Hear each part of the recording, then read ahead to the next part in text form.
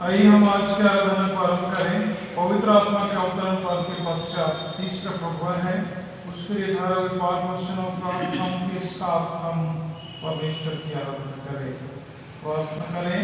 सर्वशक्तिमान यीशु पिता पवित्र आत्मा के नाम से आमीन। अनुग्रहकारी परमेश्वर, हम तुझे धन्यवाद देते हैं आज इस दिन के लिए जिसको तूने हमें दिया है। हम विगत समय को आशीषों के धन्यवाद करते हैं जो हमारे जीवन में तूने दिया है।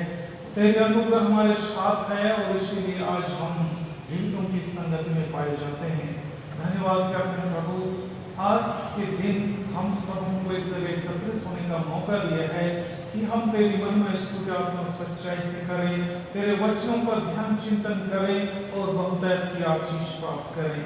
हमारी विनती है हमारे सभी सहभागियों के साथ तू हो, जहां भी है वहां तेरे वचन पे बने रहें, तेरे सहभागिता का भरपूर आनंद उठाएं।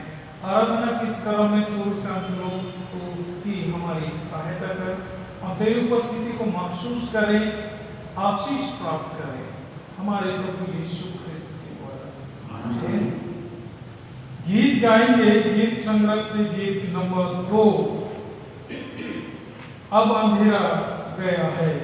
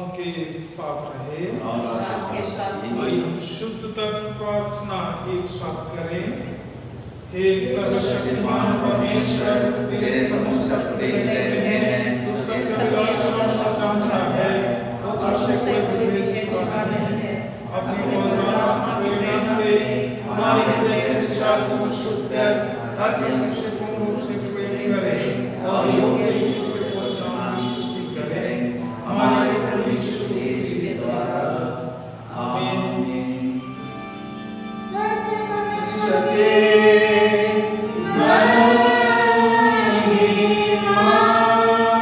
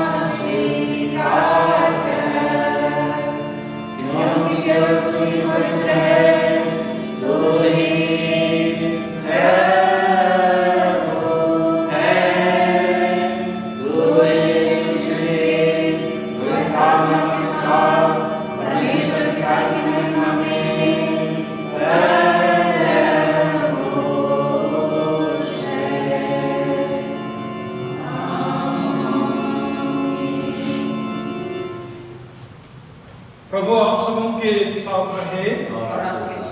हम प्रार्थना करें।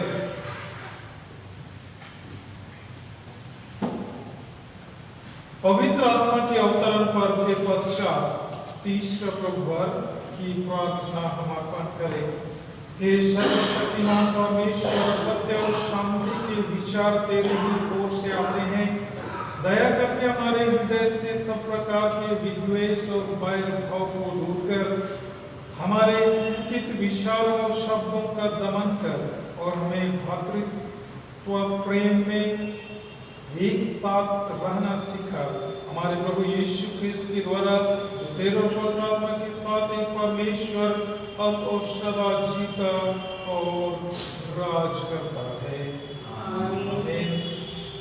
हे सर्वशक्तिमान और दयावान परमेश्वर, तू जो जीवन और मृत्यु का प्रभु है, इस भयानक रोग और काल के समय हम नम्रता से तेरी ओर अपनी आंखें उठाते हैं और हमें बचाने की भरोसा रखते हुए तुझसे विनती करते हैं कि तू हमें इस संकट से छुड़ा और अपने लोगों को ऐसी स्वस्थ और शक्ति देते हुए शांत, नम्र और धन्यवादित मन से तेरी सेवा करे।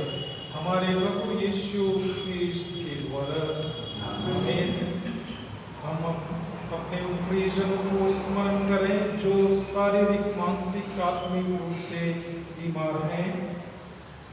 हे सर्वशक्तिमान और सनातन परमेश्वर, उदास मन वालों के शांति दाता और दुखितों के बल अपने बालकों की प्रार्थनाएं जो किसी क्लेश में से तुझे पुकारते हैं अपने पास पहुंचने दे और प्रत्येक पीड़ित ख्रिस्तीय प्राणी पर अपनी दया दिखा और विशेषकर जिनके लिए हमारी प्रार्थना चाही गई है, प्रभु के सेवा करने वालों पर और उन पर अपनी आशीष दे और उन्हें आत्मिक चंगाई दे और शारीरिक चंगाई भी तू प्रदान कर। स्वस्थ होकर अपने जीवन से तेरा धन्यवाद करें। हमारे प्रभु यीशु ख्रिस्त के द्वारा। आमीन। हम अच्छी वृष्टि और कृषि योग्य जलवायु के लिए प्रार्थना करें। हे परमेश्वर स्वर्गीय पिता, तूने अपने पुत्र यीशु ख्रिस्त के द्वारा पहले अपने राज्य और उसके धर्म के सब ढूंढने वालों से प्रतिज्ञा की है कि जो कुछ उनके पोषण के लिए आवश्यक है सो उन्हें मिलेगा। हम विनती करते हैं, हमारी इस आवश्यकता के समय में उचित परिमाण से जल वर्षा, धूप दे और कृषि योग्य मौसम प्रदान कर कि हर एक कृषक अपने लिए अन्न एकत्र कर सके और भूमि की उपज यथोचित मात्रा में हमारे लिए उपलब्ध हो कि हम इस बात के लिए अंत में तेरा धन्यवाद करें। हमारे प्रभु यीशु ख्रिस्त के द्वारा। आमीन। हे प्रभु हमारे परमेश्वर, तू सब स्थानों में उपस्थित है। हम तेरा धन्यवाद इसलिए करते हैं कि न स्थान की दूरी न किसी प्रकार की विरह हमें तुझसे अलग कर सकता और इसलिए भी कि जो एक दूसरे से अलग रहते हैं वे सब तेरे सम्मुख रहते हैं। अपनी पवित्र शरण में हमारे बिछड़े हुए भाई बंधुओं की रक्षा कर और यह वर दे कि हम और वे दोनों तेरी संगति को ऐसे खोजें कि तेरे निकट आकर हम एक दूसरे के निकट खींचे जाएं। हमारे प्रभु यीशु ख्रिस्त के द्वारा। आमीन। हम सुसमाचार प्रसार के लिए प्रार्थना करें। हे पृथ्वी की सब जातियों के परमेश्वर, हम विनती करते हैं तो उन अनगणित लोगों को स्मरण कर जो यद्यपि तेरे स्वरूप में सृजे गए हैं तथापि तुझे और तेरे पुत्र यीशु ख्रिस्त के प्रायश्चित को नहीं जानते।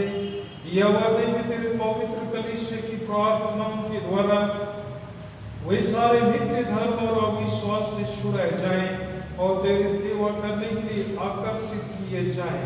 उसी के द्वारा जिसे तूने सारी मनुष्य जाति का पुनरुत्थान और जीवन होने के लिए भेजा, अर्थात तेरा पुत्र हमारा प्रभु यीशु ख्रिस्त। आमीन।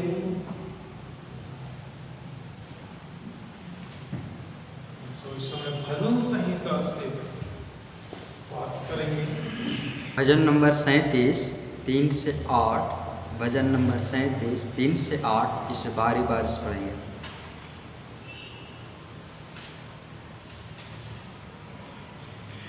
यहोवा पर भरोसा रख और भला कर, देश में बसा रह और सच्चाई में मन लगाए रह। यहोवा को अपने और वह तेरे मनोरथों को पूरा करेगा। अपने मार्ग की चिंता यहोवा पर छोड़ और उस पर भरोसा रख, वही पूरा करेगा। वह तेरा धर्म ज्योति के समान और तेरा न्याय दोपहर के उजाले के समान प्रकट करेगा। यहोवा के सामने चुपचाप रह और धीरज से उसका आसरा रख, और उस मनुष्य के कारण ना को जिसके काम सफल होते हैं, और वह बुरी युक्तियों को निकालता है।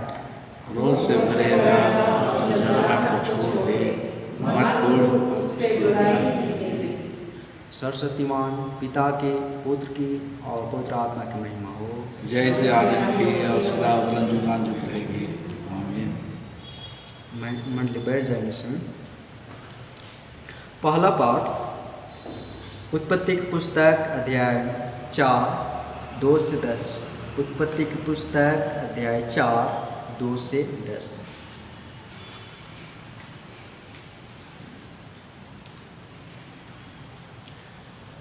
फिर वह उसके भाई हाबिल को भी जन्मे, और हाबिल तो भेड़ बकरियों का चरवाहा बन गया, परंतु कैन भूमि की खेती करने वाला किसान बना। कुछ दिनों के पश्चात कैन यहोवा के पास भूमि की उपज में से कुछ भेंट ले आया, और हाबिल भी अपनी भेड़ बकरियों के कई पहलौठे बच्चे भेंट चढ़ाने ले आया, और उनकी चर्बी भेंट चढ़ाई। तब यहोवा ने हाबिल और उसकी भेंट को तो ग्रहण किया, परंतु कैन और उसके भेंट को उसने ग्रहण ना किया। तब कैन अति क्रोधित हुआ और उसके मुंह पर उदासी छा गई। तब यहोवा ने कैन से कहा, तू क्यों क्रोधित हुआ और तेरे मुंह पर उदासी क्यों छा गई है? यदि तू भला करे तो क्या तेरी भेंट ग्रहण ना की जाएगी? और यदि तू भला ना करे तो पाप द्वार पर छिपा रहता है, और उसकी लालसा तेरी ओर होगी, और तू उस पर प्रभुता करेगा। तब कैन ने अपने भाई हाबिल से कुछ कहा, और जब वे मैदान में थे तब कैन ने अपने भाई हाबिल पर चढ़कर उससे घात किया। तब यहोवा ने कैन से पूछा, तेरा भाई हाबिल कहाँ है? उसने कहा, मालूम नहीं, क्या मैं अपने भाई का रखवाला हूँ? उसने कहा, तूने क्या किया है? तेरे भाई का लोथ भूमि में से मेरी ओर चिल्लाहट मेरी दुहाई दे रहा है। यह परमेश्वर का वचन है। परमेश्वर का धन्यवाद।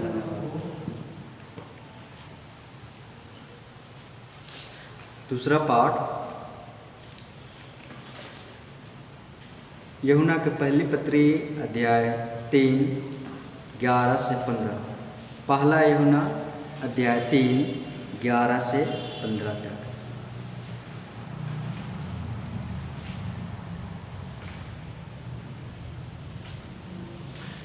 क्योंकि जो समाचार तुमने आरंभ से सुना वह यह है कि हम एक दूसरे से प्रेम रखें, और कैन के समान ना बने, जो उस दूर से था जिसने अपने भाई को घात किया।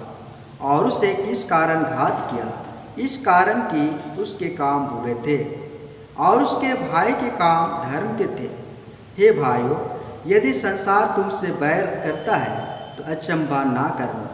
हम जानते हैं कि हम मृत्यु से पार होकर जीवन में पहुँचे हैं, क्योंकि हम भाइयों से प्रेम रखते हैं, और जो प्रेम नहीं रखता वह मृत्यु की दशा में रहता है।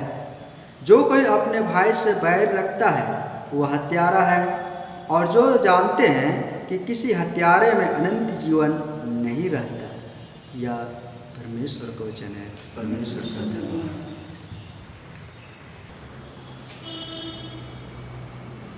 सुसमाचार से पहले हम गीत गाएंगे। गीत नंबर 156। गीत संग्रह से गीत नंबर 156 है यीशु की कृपा।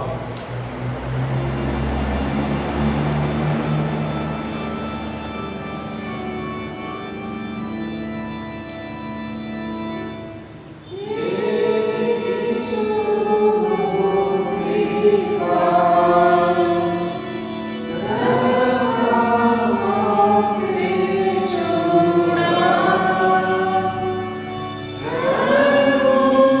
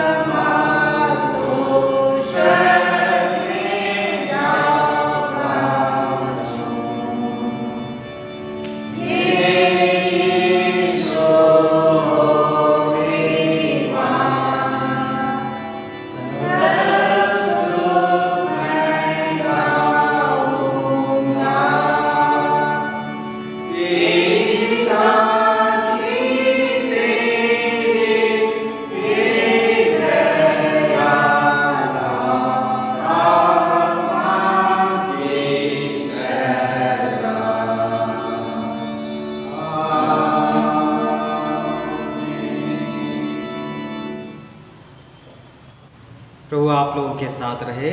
और आपके साथ रहे। पवित्र सुसमाचार, पवित्र मत्ती रचित सुसमाचार के 5वें अध्याय में लिखा है और इसके 17वें पद से सुसमाचार पाठ आरंभ होता है। हे प्रभु यीशु ख्रिस्त तेरी महिमा हो। मत्ती रचित सुसमाचार 5वें अध्याय उसके 17 पद से,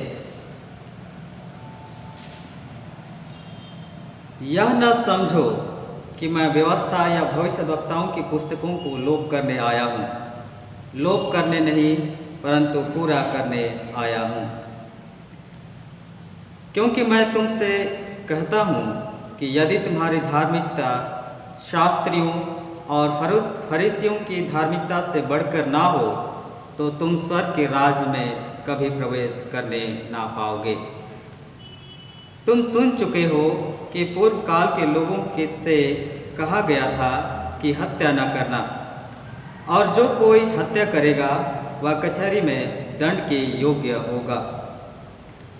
परंतु मैं तुमसे यह कहता हूँ कि जो कोई अपने भाई पर क्रोध करेगा वह कचहरी में दंड के योग्य होगा, और जो कोई अपने भाई को निकम्मा कहेगा वह महासभा में दंड के योग्य होगा, और जो कोई कहे अरे मूर्ख वह नरक की आग के दंड के योग्य होगा।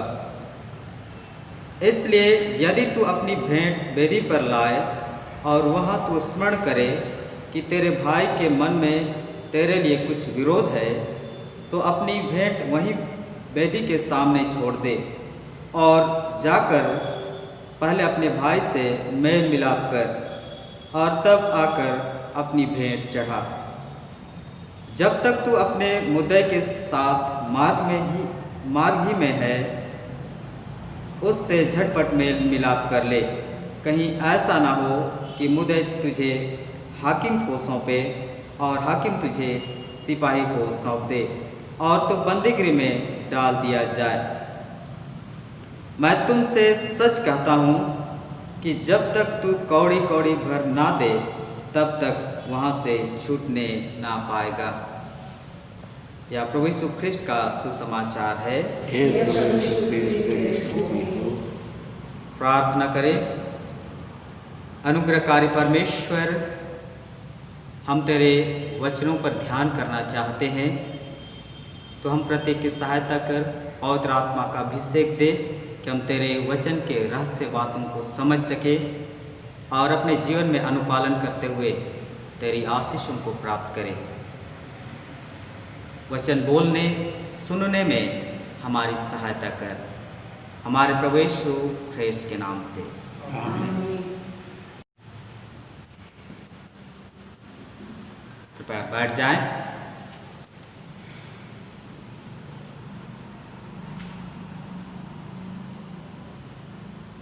दूसरा तीमुथियुस उसके दूसरा अध्याय उसके 9वें वचन में परमेश्वर का वचन लिखा है। दूसरे खंड में परमेश्वर का वचन कैद नहीं। ख्रिस्त में मेरे प्रियो, आज लॉकडाउन की वजह से हम अपने अपने घरों में कैद हैं, लेकिन परमेश्वर का धन्यवाद हो कि हम YouTube सोशल मीडिया के द्वारा से हम परमेश्वर के वचनों को सुन पा रहे हैं, परमेश्वर की सहभागिता में आ रहे हैं। आरंभ से ही परमेश्वर के वचनों को बहुत बार रोकने का प्रयास किया गया, बहुत कोशिश किया गया परमेश्वर के वचनों को रोकने का, किंतु आज सफल रहे। और आज भी ऐसा ही है कि तो हम परमेश्वर का धन्यवाद करें कि परमेश्वर का वचन कैद नहीं है, जैसा धर्मशास्त्र हमें बतलाती है, और हम परमेश्वर के जीवित वचनों को किसी न किसी माध्यम से हम सुन पा रहे हैं, परमेश्वर के निकट आ पा रहे हैं। आइए आज के विषय अनुसार परमेश्वर के जीवित वचनों पर ध्यान करें। आज के सुसमाचार वचन में प्रभु यीशु मसीह कहते हैं, मत्ती रचित सुसमाचार उसके 5वें अध्याय उसके 17 पद में प्रभु यीशु मसीह ने कहा है, यह न समझो कि मैं संहिता अथवा नबियों के लेखों को रद्द करने आया हूँ। उनको रद्द करने नहीं बल्कि पूरा करने आया हूँ। मत्ती रचित सुसमाचार उसके 5वें अध्याय उसके 20 वचन में प्रभु यीशु मसीह कहते हैं, मैं तुम लोगों से कहता हूँ, यदि तुम्हारी धार्मिकता शास्त्रियों और फरीसियों की धार्मिकता से बढ़कर ना हो या गहरी ना हो तो तुम स्वर्ग राज में प्रवेश ना करोगे। ख्रिस्त में मेरे प्रियो, एक समाज के लिए नियम और कानून आवश्यक होते हैं। बिना नियम के मनुष्य नहीं जी सकता, क्योंकि हम सब कमज़ोर हैं और हमें मार्गदर्शन चाहिए। और परमेश्वर ने हम सबों को कानून, नियम और निर्देश दिए हैं कि सब लोग, हर एक मनुष्य अच्छी तरह से जी सके। और मेरा और आपका कर्तव्य है कि हम उन निर्देशों का, उन नियमों का पालन करें। उन्हें पालन करना हमारा कर्तव्य है। धर्मशास्त्र, बाइबल के वचन हमारा मार्गदर्शक है, जो हमारे कल्याण और हमारे सुख के लिए ठहराए गए हैं। परमेश्वर का वचन हमारे विचारों और कार्यों को सही दिशा दिखाता है, प्रदान करता है। ख्रिस्त में मेरे प्रियो, प्रभु यीशु मसीह अपने मुख से कहा है कि वह पुराने नियम की शिक्षाओं या व्यवस्था या भविष्यद्वक्ताओं को खत्म करने नहीं आया था, बल्कि उन्हें पूरा करने आया था।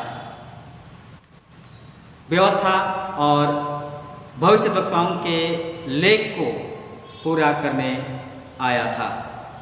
और यीशु मसीह ने व्यवस्था को पूरी तरह से पालन करने के द्वारा पूर्ण किया।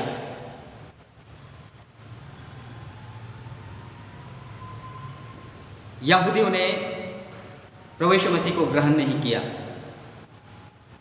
उन्होंने उस पर यहूदी व्यवस्था को तोड़ने का दोष लगाया, किंतु उनका दोषारोपण झूठा था। उन्होंने खुद व्यवस्था को उल्लंघन किया। उन्होंने हृदय से नहीं बल्कि बाहर से परमेश्वर के निर्देशों का पालन किया। और यहाँ पर यीशु मसीह ने यही बात कहा है, यह दर्शाया है कि व्यवस्था का पालन केवल बाहरी गतिविधि या कार्यों में नहीं, वरन आंतरिक स्वभाव और व्यवहार से भी होना चाहिए। प्रभु यीशु मसीह यहाँ पर यही शिक्षा दिए हैं। बाहरी गतिविधि नहीं बल्कि आंतरिक स्वभाव और व्यवहार से भी होना चाहिए। प्रभु यीशु मसीह यहाँ पर यही शिक्षा देते हैं। फरीसी और व्यवस्था के शिक्षक यहूदियों में सबसे अधिक धार्मिक माने जाते थे। फरीसी लोग यहूदियों का एक कट्टर वर्ग थे। व्यवस्था की शिक्षा देने वाले उन नियमों के विषय में सबसे अधिक जानते थे और जिनका पालन करना उनको आवश्यक था। यहाँ पर यीशु मसीह के कहने का तात्पर्य यह था कि ये यहूदी अगुए बाहर से धर्मी प्रतीत होते हैं, परंतु अंदर से ऐसे नहीं है। उन्होंने बाहर से दिखाने के लिए उन व्यवस्थाओं या भविष्यवक्ताओं के निर्देशों का पालन किया, दिखाने के लिए, ताकि लोग उनकी प्रशंसा करें, उनकी सराहना करें। उन्होंने छोटे नियमों का पालन किया और जो महत्वपूर्ण नियम हैं उन सबको नज़रअंदाज कर दिया। वे यह भूल गए थे कि परमेश्वर किसी व्यक्ति के बाहरी रूप को नहीं देखता, परंतु उसके हृदय को देखता है। फरीसियों और यहूदी शिक्षकों के हृदय परमेश्वर से बहुत दूर और ठंडे और शिथिल थे। वे प्रेमी, दयालु और नम्र नहीं थे और इस प्रकार से दूसरे लोगों को धोखा दे रहे थे और अपने आप को भी धोखा दे रहे थे। उन्हें अपनी धार्मिकता पर भरोसा था, लेकिन परमेश्वर की दृष्टि में उनकी धार्मिकता झूठी थी। यहाँ पर प्रभु यीशु मसीह यही बात उन लोगों को समझाते हैं और शिक्षा देते हैं। और आज यीशु मसीह की शिक्षा मेरे और आपके लिए भी यही है कि जब तक हमारी धार्मिकता फरीसियों और व्यवस्था के शिक्षकों की धार्मिकता से बढ़कर अधिक नहीं होती, तब तक हम स्वर्ग राज में प्रवेश नहीं करेंगे, अर्थात उद्धार प्राप्त नहीं करेंगे। हम मनुष्य की धार्मिकता से बचाए नहीं जाते हैं, या हम अपने प्रयास और कार्य के द्वारा हम नहीं बच सकते हैं। सिर्फ और सिर्फ प्रभु यीशु मसीह के कार्य, उसके बलिदान और परमेश्वर के अनुग्रह के द्वारा हम बचाए जाते हैं। आज जो यंत्रिक पाठ के आधार पर ध्यान मनन चिंतन करने का विषय है और यह है कि अपने हृदय को क्रोध और घृणा से मुक्त रखना चाहिए। अपने हृदय को क्रोध और घृणा से मुक्त रखना चाहिए। धर्मशास्त्र हमें बतलाती है कि अपने हृदय को क्रोध और घृणा से मुक्त रखें, दूर रहें। इन दो चीज़ों से हमें सावधान रहना है, बचना चाहिए। आज के विषय में धर्मशास्त्र हमें बतलाती है कि हम इन दो चीज़ों से दूर रहें, क्योंकि यह परमेश्वर से अलगाव को लाता है और हमें इनसे बचना चाहिए। क्रोध और घृणा से हमें बचना चाहिए, सावधान रहना चाहिए। धर्मशास्त्र हमें बतलाती है। हम सभी जानते हैं कि परमेश्वर दयालु है, प्रेमी परमेश्वर है, लेकिन इसके साथ यह भी सच है और धर्मशास्त्र हमें बतलाती है कि परमेश्वर क्रोध भी करता है। लेकिन मनुष्य और परमेश्वर का क्रोध में अंतर है। परमेश्वर का क्रोध निस्वार्थ है। परमेश्वर का क्रोध जो है निस्वार्थ है। यदि आप पढ़ेंगे मरकुस रचित सुसमाचार उसके 3 अध्याय उसके 5 पद में यीशु मसीह भी वहाँ क्रोध करता है। अर्थात परमेश्वर का क्रोध जो है वो निस्वार्थ है। परमेश्वर भी घृणा करता है,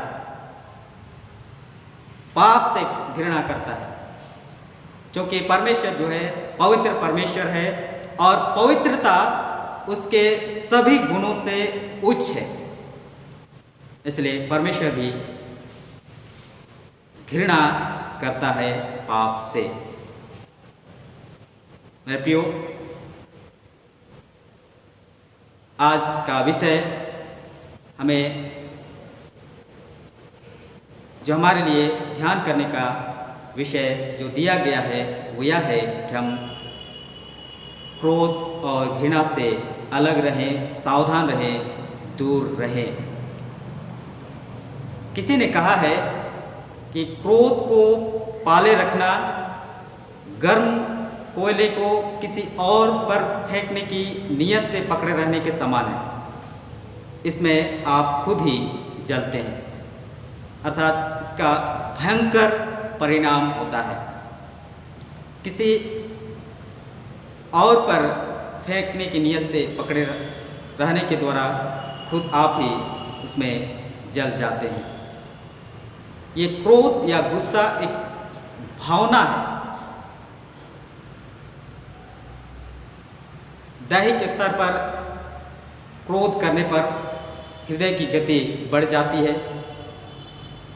रक्तचाप बढ़ जाता है और क्रोध में व्यक्ति की सोचने समझने की क्षमता जो है लुप्त हो जाती है और वह लोगों के सामने गिर जाता है। और जिनको अधिक क्रोध आता है उसमें परिस्थितियों का बोझ झेलने का साहस और धीरज नहीं होता है, जिस कारण से वह अधिक क्रोध करता है। रिसर्च के मुताबिक हार्मोन्स के कारण व्यक्ति को पॉजिटिव या नेगेटिव फीलिंग्स आती है और इसी वजह से उनको क्रोध आता है, गुस्सा आता है। और ज़्यादा गुस्सा करने से कई तरह की बीमारियां होती है, मानसिक परेशानियां होती है, ऐसा माना जाता है। और आजकल लोगों में डिप्रेशन के कई केस सुनने को मिलते हैं और गुस्से में आपा खो देते हैं। मेरे प्रियो, आज इस संसार में, इस पृथ्वी पर जितने मनुष्य हैं, हर एक व्यक्ति कहीं ना कहीं उस क्रोध के आग में जल रहा है, क्रोध में गिर रहा है, क्रोध कर रहा है, छोटी छोटी बातों पर बिना कोई मतलब से। कहीं ना कहीं मनुष्य क्रोध में आकर गिर रहा है और खुद उसमें जल रहा है। आइए धर्मशास्त्र क्रोध के विषय में क्या शिक्षा देती है, बाइबल क्या बतलाती है और इसकी वास्तविकता क्या है, हम धर्मशास्त्र के कुछ वचनों को देखें जो क्रोध के विषय में लिखा है। पहली बात की वास्तविकता यह है कि अपने क्रोध के द्वारा पाप ना करें। धर्मशास्त्र हमें बतलाती है कि अपने क्रोध के द्वारा पाप ना करें। इफिसियों के नाम पौलुस प्रेरित की पत्री उसके 4 अध्याय उसके 26 पद और 31 पद में इस प्रकार लिखा है, क्रोध तो करो पर पाप मत करो, सूर्यास्त होने तक तुम्हारा क्रोध ना रहे। और 31 पद में लिखा है, सब प्रकार की कड़वाहट और क्रोध और कलह और निंदा सब वैरभाव समेत तुमसे दूर की जाए।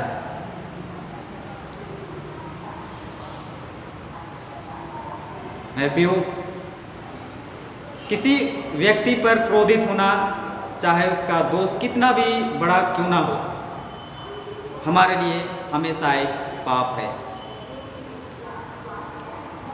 क्रोध करने के बजाय धर्मशास्त्र हमें बतलाती है कि हमें क्षमा कर देना चाहिए। हमें पाप से घृणा और पापी से प्रेम करना चाहिए, धर्मशास्त्र हमें बतलाती है। और यीशु मसीह ने हमारे साथ इसी तरह का ही व्यवहार किया था। ऑक्सफोर्ड यूनिवर्सिटी के स्वास्थ्य निरीक्षक डॉक्टर हेमन का कहना है कि क्रोध को लेकर सोना अपनी बगल में जहरीले सांप को लेकर सोना है। उनका स्टेटमेंट है कि क्रोध को लेकर सोना अपनी बगल में जहरीले सांप को लेकर सोना है। सचमुच क्रोध की भयंकरता सब दृष्टियों में सबसे अधिक है और भयंकर है। इससे शरीर और मन पर जो दूषित असर होता है वह जीवन को पूरी तरह से असफल बना देता है और अशांति, आशंका, आवेश उसे घेरे रहते हैं और आसपास पड़ोसियों की दृष्टि में वह घृणा का पात्र बन जाता है। किसी ने कहा है कि क्रोध शराब की तरह मनुष्य के विचार शून्य, दुर्बल और लकवे की तरह शक्तिहीन बना देता है। क्रोध जो है शराब की तरह मनुष्य को, उनके विचार को शून्य कर देता है,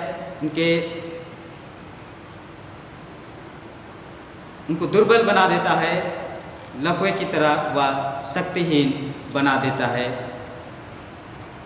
ऐसा क्रोध है। और आत्मिक जीवन में भी बहुत सारे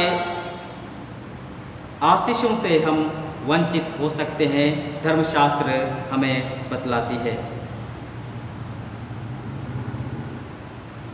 पहली बात जो है वो यह है कि जो लोग क्रोध करते हैं वे परमेश्वर के राज के वारिस नहीं होंगे। परमेश्वर का वचन ही हमें बतलाता है कि जो क्रोध करते हैं वे परमेश्वर के राज से वंचित हो सकते हैं, वारिस नहीं बनेंगे। गलातियों के नाम पौलुस प्रेरित की पत्री उसके 5वें अध्याय उसके 20 और 21 पद में इस प्रकार लिखा है, मूर्ति पूजा, टोना, बैर, झगड़ा, ईर्ष्या, क्रोध, विरोध, फूट, विधर, डाह, मतवालापन, लीला क्रीड़ा और इनके जैसे और काम हैं, ऐसे ऐसे काम करने वाले परमेश्वर के राज के वारिस ना होंगे। परमेश्वर का वचन हमें स्पष्ट कर दिया है कि जो लोग क्रोध करते हैं वे परमेश्वर के राज के वारिस ना होंगे। क्रोध हमें परमेश्वर के वारिस बनने से रोकता है। कितना दुखद बात होगा मेरे प्रियो, हम परमेश्वर के आशीष से वंचित हो सकते हैं।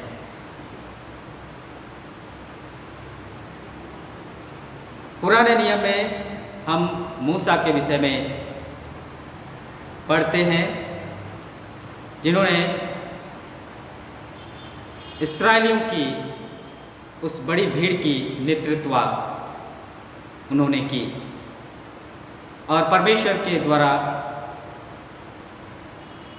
चुना हुआ एक दास था। जब इस्राएलियों का वह नेतृत्व कर रहा था उस समय मूसा क्रोध में आकर चट्टान को मारा। उस चट्टान से पानी तो निकला किंतु मूसा के लिए घाटे का सौदा हुआ। वह प्रतिज्ञा देश नहीं पहुंच सका। मेरे प्रियो, एक चीज की कमी के कारण से इतना बड़ा घाटे का सौदा उनको हुआ। वह परमेश्वर के उस प्रतिज्ञा देश को नहीं जा सका और इसलिए याकूब अपने पत्री में कहता है, मेरे और आपके लिए यह वचन है। प्रेरित याकूब के दूसरा अध्याय उसके 10 पद में, जहाँ पर याकूब कहता है, जो कोई सारी व्यवस्था का पालन करता है परंतु एक ही बात में चूक जाए तो वह सब बातों में दोषी ठहर चुका है। कितना दुखद बात होगा मेरे प्रियो, यदि हम परमेश्वर की उन सारी व्यवस्थाओं का पालन करते हैं लेकिन एक बात हमें चूक जाए तो सब बातों में दोषी ठहर सकते हैं, परमेश्वर के आशीषों से वंचित हो सकते हैं। परमेश्वर का जीवित वचन हमें बतलाता है। ये क्रोध जो है हमें दंड की योग्य ठहराता है। आज के सुसमाचार वचन में प्रभु यीशु मसीह ने कहा है, ये क्रोध जो है पर हमारी प्रार्थनाओं को रोकता है। ये क्रोध हमारी प्रार्थनाओं को परमेश्वर के पास पहुंचने से रोकता है।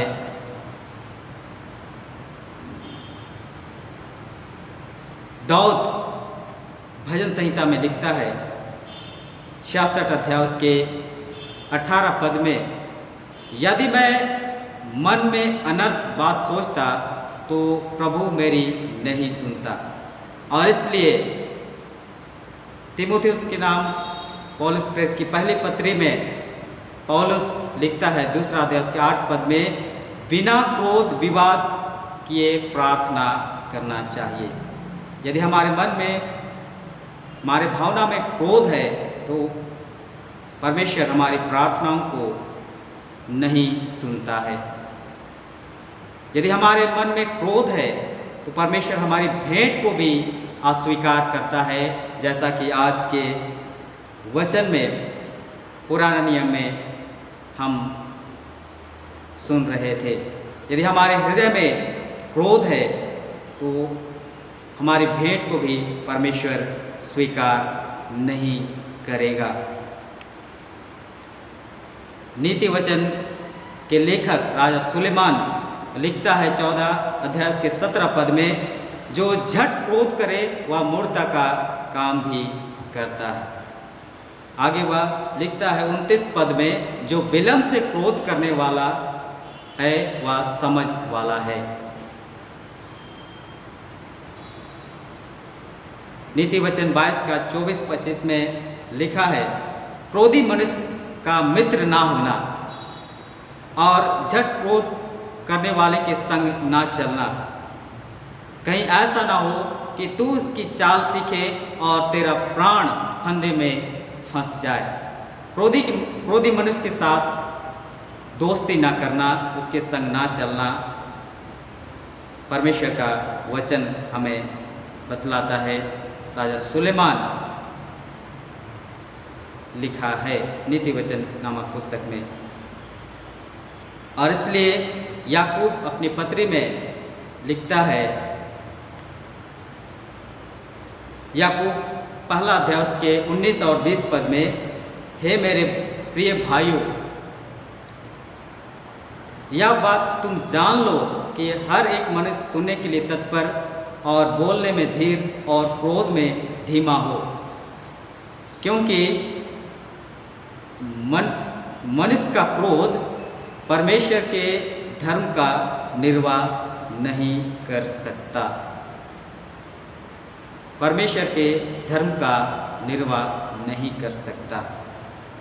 मेरे प्रियो, इसलिए हम क्रोध ना करें बल्कि हम क्षमावान बने, शैतान को अवसर ना दें किंतु पवित्र आत्मा को कार्य करने दें। क्रोध पर विजय हम कैसे प्राप्त कर सकते हैं? धर्मशास्त्र ही हमें बतलाता है कि हम क्रोध पर विजय हम कैसे प्राप्त कर सकते हैं। धर्मशास्त्र हमें बतलाती है कि हम ईश्वरीय प्रेम को रखें। यदि हमारे हृदय में ईश्वरीय प्रेम रहेगा तो हम क्रोध पर विजय प्राप्त कर सकते हैं, क्योंकि प्रेम अनरीति नहीं चलता, बुरा नहीं मानता है। पहला कुरिन्थियों उसके 13 अध्याय उसके 5 पद में प्रेरित पौलुस इस बात को लिखता है। यदि हमारे हृदय में ईश्वरीय प्रेम रहेगा तो हम क्रोध पर विजय प्राप्त कर सकते हैं। उसी के साथ हम नम्र और कोमल स्वभाव के बने, तब हम क्रोध पर विजय प्राप्त कर सकते हैं। नीति वचन 15 अध्याय उसके पहला पद में इस बात को हम पाते हैं। दूसरी बात जिससे हमें दूर रहना चाहिए वह है घृणा, जो आज के विषय में हम पाते हैं। घृणा या नफरत या बैर से हमें बचना चाहिए, दूर रहना चाहिए, सावधान रहना चाहिए। यह भी हमें परमेश्वर के आशीषों से वंचित करता है। परमेश्वर के वारिस या उसके संतान नहीं बन सकते। परमेश्वर के राज के वारिस होने से हमें रोक सकता है घृणा, नफरत या बैर। और इसलिए धर्मशास्त्र हमें बतलाती है कि हम इससे सावधान रहें, दूर रहें। परमेश्वर का वचन कहता है। किसी ने कहा है नफरत करना या घृणा करना आसान है और प्यार करना मुश्किल है। सब अच्छी चीज़ें सीखना मुश्किल है और बुरी चीज़ें आसानी से आ जाती हैं। नफरत करना, घृणा करना बहुत आसान है, यह अपने आप आ जाता है, लेकिन प्यार करना, प्रेम करना थोड़ा कठिन होता है। इसे हमें अभ्यास की आवश्यकता होती है। बुरी चीज़ें आसानी से अपने आप हमारे हृदय में आ जाती हैं। इसीलिए जेम्स थार्बर का कहना है कि जिससे हम नफरत करते हैं वह बाद में जलेगा, वो बाद में जलेगा। ये नफरत पहले हमें जला देगी। ये नफरत जो है पहले हम खुद उसमें जल जाते हैं, जेम्स थार्बर का कहना है। और टेरी का कहना है नफरत आपके बारे में सभी अच्छी बातों को कैद कर सकती है। यदि आपके हृदय में नफरत है तो जो आपके हृदय में अच्छी बातें हैं उसको भी कैद कर देती है। और इसलिए उनका कहना है कम नफरत करो, लंबी उम्र जियो। और मार्टिन तुफर का कहना है घृणा जो है, नफरत जो है, नरक का द्वार है। और इसलिए हमें हमेशा उन चीज़ों से दूर रहना चाहिए जिससे हमें परमेश्वर के पास पहुंचने से रोक सकता है। मेरे प्रियो, हम ईश्वर पर विश्वास करते हैं, तो हमें ज़रूरत है कि हमें मनुष्यों से घृणा या नफरत करना नहीं करना चाहिए, उससे हमें बचना चाहिए, क्योंकि परमेश्वर ने हम सबों को अनंत जीवन दिया है, अनंत जीवन की आशा दी है। मनुष्यों को परमेश्वर ने ही बनाया है और इंसान जो है परमेश्वर का अंश होता है। इसलिए किसी भी मनुष्य को या किसी भी इंसान से नफरत या घृणा नहीं करना चाहिए। इंसान से नफरत करना परमेश्वर से नफरत करने के बराबर होगा।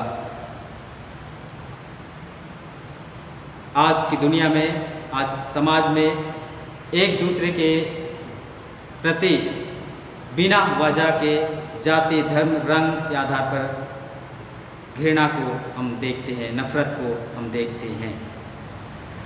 क्योंकि हम सभी परमेश्वर के संतान हैं, परमेश्वर ने हम सबों को मोल लिया है, हमें उसकी शिक्षा पर बने रहने की ज़रूरत है।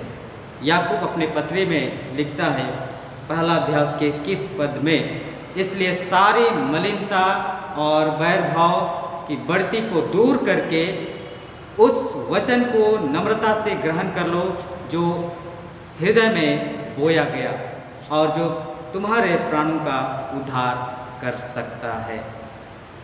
यहाँ याकूब हमें चेतावनी देता है कि हम उन सभी अनैतिक और दुष्ट गतिविधियों से दूर रहें जो आज समाज में अत्यधिक प्रचलित है। क्योंकि हमने परमेश्वर के वचन को ग्रहण किया है, परमेश्वर का वचन बोया गया है, उसी में हम विश्वास करते हुए, ग्रहण करते हुए उसी शिक्षा में बने रहना है। मेरे प्रियो, किसी भी समय हमारी मृत्यु हो सकती है और हमें महान न्यायकर्ता के सामने खड़ा होना पड़ेगा। हम उससे कहेंगे, मैंने विश्वास किया है, मैंने आराधना की है, बलिदान चढ़ाया है, मैंने पैसा दिया है, मैंने कलीसिया के लिए बहुत काम किए हैं, परंतु तब न्यायकर्ता हमसे क्या कहेगा? वह कहेगा कि तुम्हारा मन कैसा है? क्या तुम्हारा मन शुद्ध है? तुम्हारे मन में क्रोध क्यों है? तुमने अपने भाई से प्रेम क्यों नहीं किया? तुमने अपने भाई या बहन को क्षमा क्यों नहीं किया? तुम मेरे राज में प्रवेश नहीं कर सकते।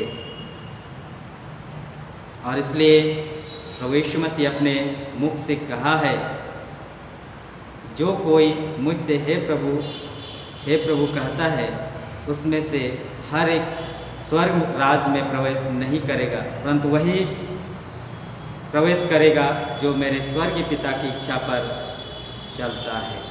आइए हम अपने मन हृदय को जांचें कि हमारा मन कैसा है और हमें इन सब चीज़ों से बचना चाहिए। हम बचे रहें, तब हम परमेश्वर के राज के वारिस हो सकते हैं, परमेश्वर की आशीषों को हम प्राप्त कर सकते हैं।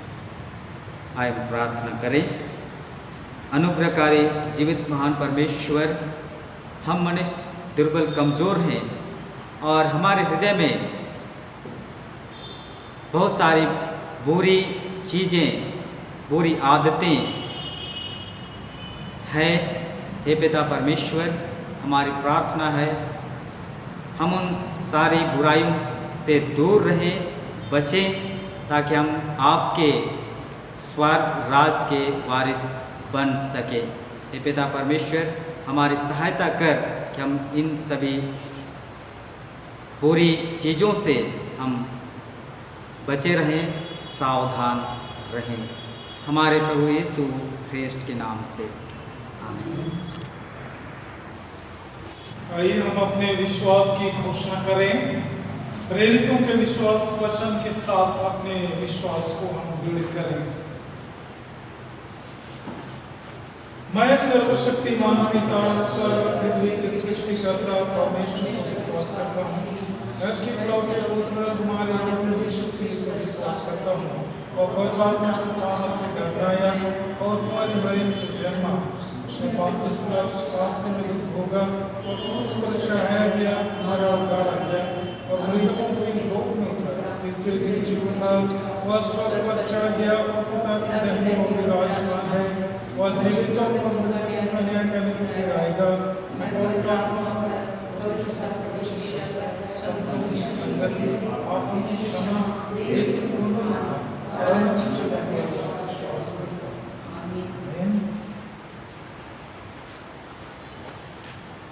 अब हम समस्त मानव जाति के लिए प्रार्थना करें और अपनी प्रार्थनाओं को प्रभु यीशु ख्रिस्त के निरंतर निवेदन के साथ साथ अर्पित करें।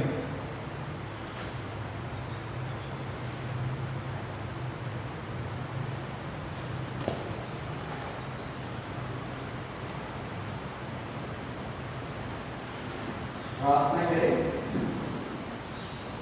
हे पिता, हम प्रार्थना करते हैं कि समस्त संसार में न्याय और शांति स्थापित हो और प्रत्येक व्यक्ति भरपूर जीवन प्राप्त हो। हे दयालु प्रभु, हमारी प्रार्थना सुन। उन सब लोगों के लिए जो इस पेश के अंतर्गत गांव नगर में रहते हैं और मंडियों में रहते हैं, उन सब बातों को दूर करने के लिए साफ सुथरे लोग झगड़े होते हैं और हमारे देश में सच्ची एकता की प्रतीक है। हे दयालु प्रभु, हमारी प्रार्थना सुन। उन सब लोगों के लिए जो कृषि उद्योग व्यापार में लगे हुए हैं, सभी कार्यक्रम के लिए और उन सब के लिए जो अपनी सेवा से हमारा आवश्यकताओं को पूरी करते हैं। हे दयालु प्रभु, हमारी प्रार्थना सुन। अध्यापकों, छात्रों, वैज्ञानिकों, लेखकों और कलाकारों, उन सब व्यक्तियों के लिए जो अन्य लोगों के विचारों और भावनाओं को प्रभावित करते हैं। हे दयालु प्रभु, हमारी प्रार्थना सुन। उन सब लोगों के दुखी हैं, बेरोजगार हैं, भूखे प्यासे हैं, दरिद्र और दलित हैं, बीमार और मनोरंजन हैं और उन सब व्यक्तियों के लिए जो ऐसे लोगों की सेवा और सहायता करते हैं। हे दयालु प्रभु, हमारी प्रार्थना सुन। हमारे तथा अन्य देशों सब शासकों के लिए, विशेषकर हमारा राष्ट्रपति, प्रधानमंत्री, इस राज्य का राज्यपाल और मुख्यमंत्री के लिए भी जो लोगों पर किस प्रकार का अधिकार रखते हैं। हे दयालु प्रभु, हमारी प्रार्थना सुन। संपूर्ण मसीह समाज की एकता और मेल मिलाप के लिए और समस्त संसार की गवाही सेवा कार्य के लिए। हे दयालु प्रभु, हमारी प्रार्थना सुन।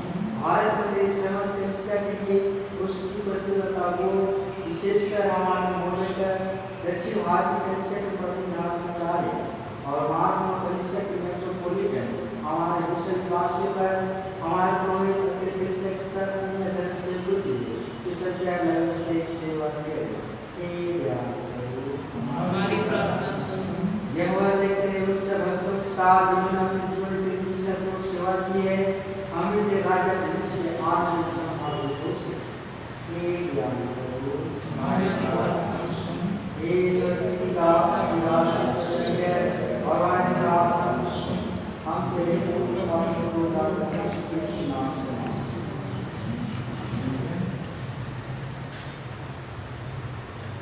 प्रियो, हमारे प्रभु ख्रिस्त ने कहा है, प्रभु हमारा परमेश्वर एकमात्र प्रभु है।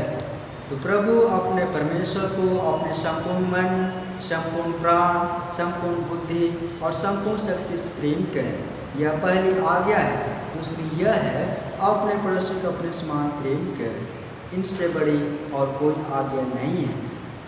परमेश्वर ने संसार से प्रेम रखा है कि उसने अपना इकलौता पुत्र यीशु ख्रिस्त दे दिया कि वह पापों से बचाए, स्वर्ग में हमारे निवेदन करता हो और हमें शाश्वत जीवन में पहुँचाए। इसलिए हम पश्चाताप और विश्वास से अपने पापों का इनकार करें। हम परमेश्वर की कृपा से उसके आज्ञा पालन करने का और सब लोगों के साथ मेल मिलाप और प्रेम से रहने का दृढ़ संकल्प करें।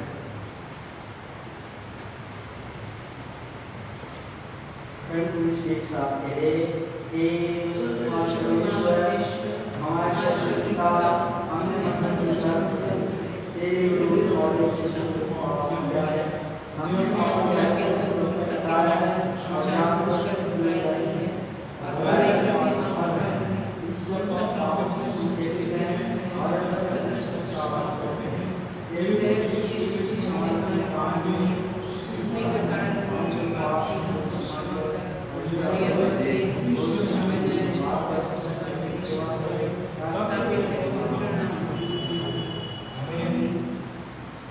सर्वशक्तिमान परमेश्वर उन सबको क्षमा करता है जो एक दूसरे को क्षमा करते हैं, उस सच्चा पश्चाताप करते हैं।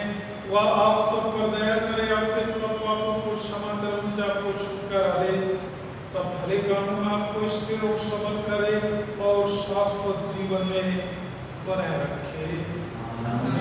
परमेश्वर का धन्यवाद हो। हम शांति अभिवादन के लिए खड़े हो जाएंगे। हम सब मिलकर क्रिस्त की देह हैं। हम सब ने एक आत्मा द्वारा एक देह में बपतिस्मा लिया है। हम ऐसे कार्यों में संलग्न रहे जिनसे शांति मिलती और एक दूसरे का निर्माण होता है। प्रभु की शांति सदा आप सबके साथ रहे और आपके साथ भी।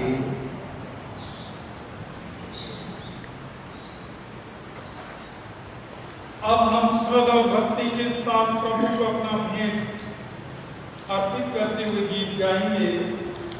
गीत नंबर 246, हिम नंबर 246।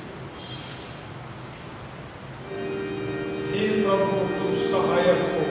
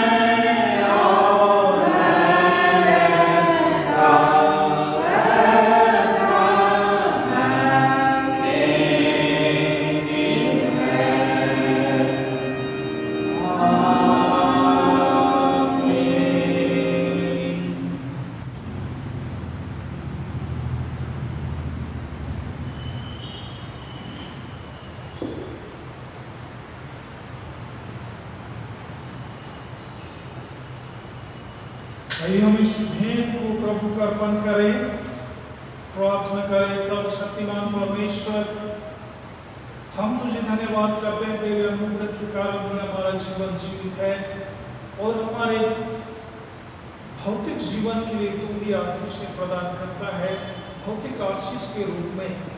वो उसी में से इस समय हम भेंट तुझे अर्पण करते हैं। हमारे विनती हमारे हाथ से इसे स्वीकार कर और पवित्र कलीसिया के काम में आने के लिए पवित्र कर।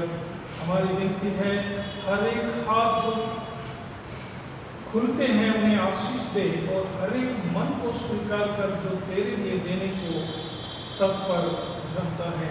परमपिता परमेश्वर, भेंट स्वीकार करने और आशीष देने के लिए हम धन्यवाद करते हैं हमारे प्रभु यीशु ख्रिस्त के द्वारा। आमीन। कृपया बैठ जाएं, हम प्रार्थना करें। सर्वशक्तिमान अनुग्रहकारी परमेश्वर, हम तुझे हृदय से धन्यवाद करते हैं क्योंकि हर पल हर घड़ी तू हमें संभालता है। हमारे जीवन में और इस संसार में विषम और कठिन परिस्थितियां आती हैं और इस समय भी कोरोना वायरस के कारण पूरे विश्व में डर और भय की स्थिति बनी हुई है और हमारे देश में स्थिति गंभीर होती जा रही है। प्रभु हम तुझे धन्यवाद करते हैं कि उस कठिन परिस्थिति में भी हमें तूने सुरक्षित किया है। हमारी विनती है प्रभु परमेश्वर, अपने पुत्र यीशु मसीह के रक्त में हमें छिपाए रख, ताकि हम सभी तेरी सुरक्षा में सुरक्षित रहें। प्रभु परमेश्वर, हमारी विनती है, लोग आत्मिक शक्ति प्राप्त करने के लिए सदा तेरे निकटता में जीवन जिए, तेरे पवित्र वचनों पर मनन चिंतन करें और तेरे सहभागिता में अपने आप को सुपुर्द करें। हम न केवल मसीह समाज बल्कि गैर समाज के लिए भी हम यही प्रार्थना कर रहे हैं। प्रभु, इस संसार में रहने वाला हर एक व्यक्ति एक दिन इस संसार को अलविदा कहेगा और सभी का अपने अपने तरीके से विश्वास है, किंतु हे परमेश्वर, तूने अपने वचन में हमें यह सिखाया है कि जो कोई तेरे इच्छा के अनुसार चलेगा और तेरे वचनों को आत्मसात करेगा, वही तेरे राज्य का वारिस होगा। प्रभु परमेश्वर, हर दिन हर समय तो अपने वचन से हमें चेतावनी देता है। हमारी विनती है कि हम तेरी चेतावनी को सुनकर अपने हृदय को कठोर न करें, क्योंकि तू प्रेमी होने के साथ साथ सच्चा, न्यायी और धर्मी भी है और विलंब से क्रोध करने वाला है, लेकिन किसी दोषी को निर्दोष नहीं ठहराता। पिता परमेश्वर, हमारी आंखें तू खोल दे ताकि हम तेरे न्यायी होने को देख सकें, पहचान सकें। और विश्व के लोगों के लिए हमारी यही प्रार्थना है, उनकी आंखें खुले ताकि लोग बुराई के मार्ग को छोड़कर सत्य के मार्ग पर चले, ताकि ऐसी कठिन परिस्थिति हमें देखने ना पड़े, वरन हम तेरी इच्छा अनुसार चलने के द्वारा से दूसरों के लिए भी आशीष का कारण बने। धन्यवाद करते हैं प्रभु, आज के आराधना में तूने हमारी मदद की है। हम विनती करते हैं उन श्रोताओं के लिए जो अपने अपने जगह अपने घरों से सुन रहे हैं, हर एक को ऐसा आशीष दे कि तेरे वचन को अपने जीवन में आत्मसात करें, उन बातों को अपने हृदय से दूर करें जिससे तू घृणा करता है और जिसका परिणाम बुराई होता है।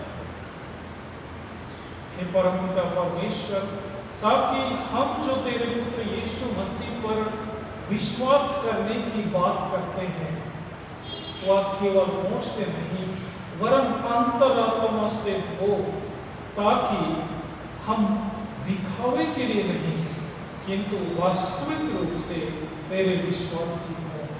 चूंकि तेरा पुत्र यीशु ने भी यही कहा है, यदि तुम मुझ में बने रहो और मेरा वचन तुम में बना रहेगा, तभी तुम मेरे चेले ठहरोगे। प्रभु परमेश्वर, हमारी विनती है कि हम किसी के गिरेबान को ना झांके, वरन सबसे पहले खुद के गिरेबान को हम झांकें। ऐसा बुद्धि हमें तू दे ताकि सबसे पहले हम खुद को तेरे लिए सिद्ध और शुद्ध बनाएं कि हम तेरे लिए स्वीकार्य योग्य हों और हम दूसरों को दोष लगाने से बचें, दूसरों के दोष ढूंढने से बचें और अपने दोष ढूंढकर हम तेरे पुत्र यीशु के रक्त से अपने को शुद्ध करें। क्योंकि तू कहता है, धन्य है वे जो अपने वस्त्र अपने मन हृदय शुद्ध रखते हैं। परमपिता परमेश्वर, सारी महिमा तुझे देते हैं। अब जब हम निकलने वाले हमारे साथ हो, आज दिन भर वरन जीवन भर तो हमारे साथ हो, तेरी सुरक्षा में ही हम सुपुर्द हो गए।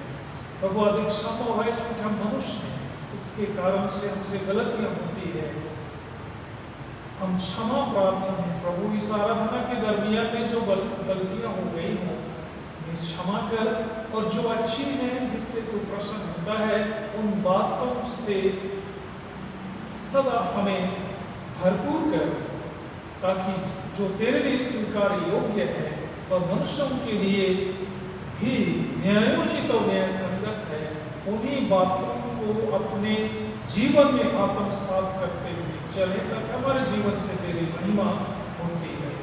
प्रभु परमेश्वर, जब तक संध्या काल आना जाए तब तक हमें संभाल, और एक अवसर दे कि संध्या काल पहुंचकर एक बार फिर से हम तेरा धन्यवाद करें हमारे प्रभु यीशु ख्रिस्त के द्वारा। हम परमेश्वर के आशीर्वचन को ग्रहण करें। परमेश्वर की शांति जो सारी समझ से सर्वथा परे है, परमेश्वर उसके पुत्र हमारे प्रभु यीशु ख्रिस्त के ज्ञान और प्रेम में आप सबों के हृदय विचारों को सुरक्षित रखे, और सर्वशक्तिमान परमेश्वर पिता, पुत्र और पवित्र आत्मा की आशीष आप पर हो, और सदा सर्वदा आप सबों के साथ बनी रहे।